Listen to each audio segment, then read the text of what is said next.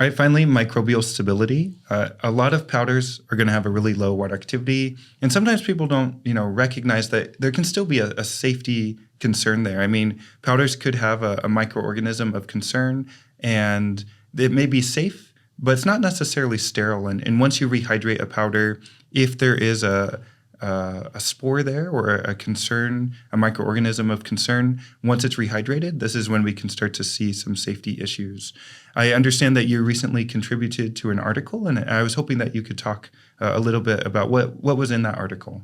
Yeah, and you said it exactly. There is an idea that if you have a low moisture food, that you don't have to worry about microbial growth and you don't need to know about water activity. But there have been many, actually, sadly, recalls on low moisture foods, and where they have had outbreaks of E. coli and salmonella, like in peanut butter or flour or things like that. Baby formula, it's disheartening. And that is exactly the case, is that water activity is an excellent way to limit microbial growth. If you have a water activity below 0.6, nothing will grow, right? Mm-hmm. So that gives kind of a false sense of safety. My product is low, I don't need to worry about it. But water activity is not a kill step, as just what you were saying, which means they still live, they're still in stasis. And so if they are exposed to a higher humidity or higher water activity environment, like if you put flour into cookie dough, which is what you would want to do with it, right? Now you've created an environment where those microorganisms can now grow and proliferate. And you can see where the salmonella or E. coli or whatever becomes dangerous to the public. So this is actually a really large topic. When I went to a conference on food protection recently, they did discuss this quite a lot, had many sessions on it. And right now there's a lot of research out there too on what can we do to possibly sterilize or pasteurize these low moisture foods.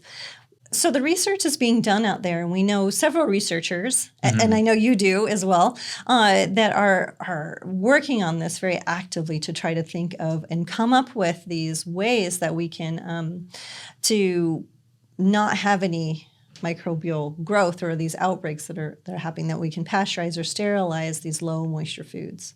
Yeah, and one of those researchers we recently talked with is Dr. Jennifer Acuff, and she's looking at low moisture foods and environments that they're produced in, and thinking of different ways or sanitation techniques, or how can we prevent foodborne pathogens from being even in low moisture foods. And so we recently recorded that podcast with her, and that's something that she discussed. And I think just from my point of view, I think just really staying on top of your sanitation and making sure your environment is as clean as possible. And this is something that we also talked recently to Dr.